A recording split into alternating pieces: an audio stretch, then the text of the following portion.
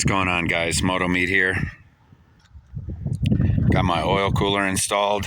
Want to show you guys the temperature difference. Let's see. Got to get my glasses off. Sorry here. Kind of messes with the viewing of through the camera here.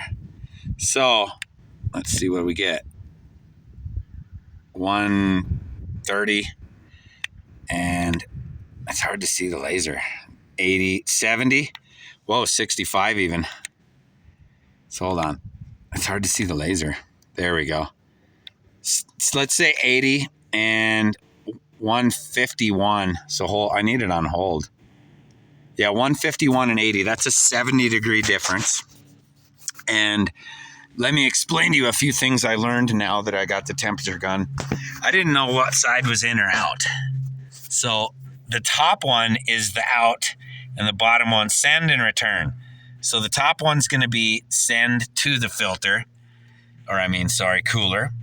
And the bottom one's the return. That's what I learned. So let me tell you how you're going to have to do this. Basically, I'm doing this video because I have a skid plate and it messed it all up. It messed it all up, to be honest with you. Every other video I saw did not have a skid plate. They all had the standard issue Hawk or something. I didn't even see a TBR7. So what you're going to do is you're going to take this off. That's a 10 millimeter. You're going to drain your oil. That's a 17 millimeter on the bottom. And then this is going to be, I used a 15/16, not this, but the oil filter cover that comes with its stock. So 15/16. Once you get all that out, you're going to put this back in there. This is the adapter, and you're going to basically hand tighten it in all the way, and it'll come up to this orientation or real close. And then when you tighten these lines in, it'll tighten it, just like it turns it for you. So it's not going to go much further than you can hand tighten it, though, because there's an oil seal back here that's rubber. So once you get that thing in here, then you can run the lines out here, and I suggest you mount this any way you can find fit. I had to use a pipe to space it out. So there's a pipe back there, and that spaced it out to get it away from the exhaust. Now, the way you choose to route it, everyone's going to have it different. The lines, they kind of dictate where they're going to go because they're stiff. It's a stiff line. In these banjos or whatever you want to call the fittings at the end, you'll see what I'm talking about. It's not just cut and dry. But I had to space it out, and you can see the ugly pipe here that I'm going to end up painting black in the future to get it away from the exhaust. I don't know if Hawk exhaust is different or whatever, because I know it's a different company. Mine's a Dow motor, and Hawk is X-Pro.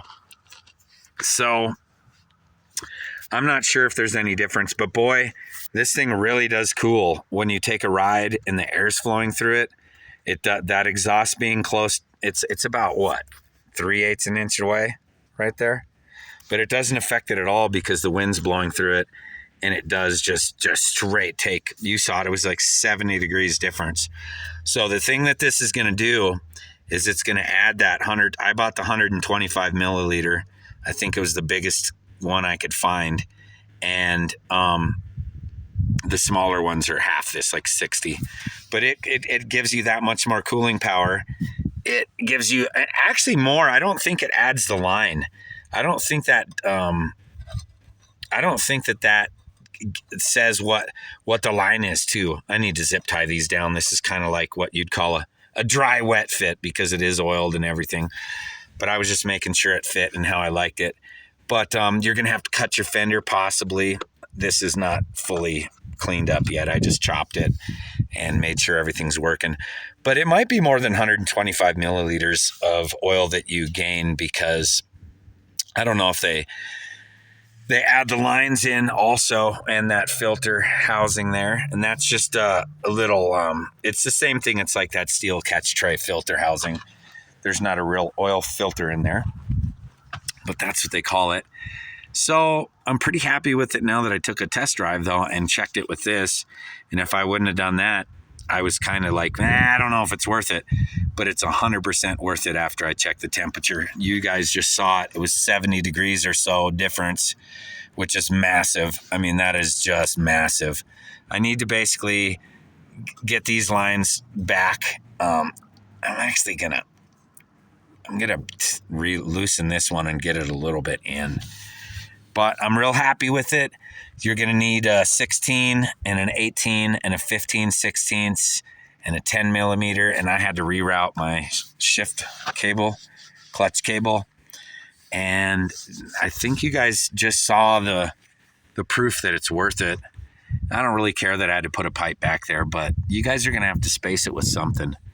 So just to keep it as far back as you can. And maybe, everyone I saw said that it does bend real easy. So, I mean, I don't know what to tell you on that one. You're going to have to just do it the way you want and route it the way you want. But if you have one of these skid plates, you're definitely going to have to do something, because I'm pretty sure everyone else kept it a little bit lower than this that I saw. They didn't talk about trimming their fender or anything. So, all right, I'll keep this video short and sweet so you guys don't get too bored with my BS. But it looks good. I'm real happy with it. And there she blows, Captain. I'm pretty pumped. It was like $70, and I think $70 to elongate the life of your engine might go quite a ways. Like the head, let's see. The head used to be pretty extreme. Coming up, oh yeah, it's 200. It used to be like 275 or something like that. It was really much higher than that. So yeah, I guess we're about 70 degrees cooler everywhere. So, all right, guys, thanks for chewing the fat with me on this issue. Moto Meat out. Been naughty or nice?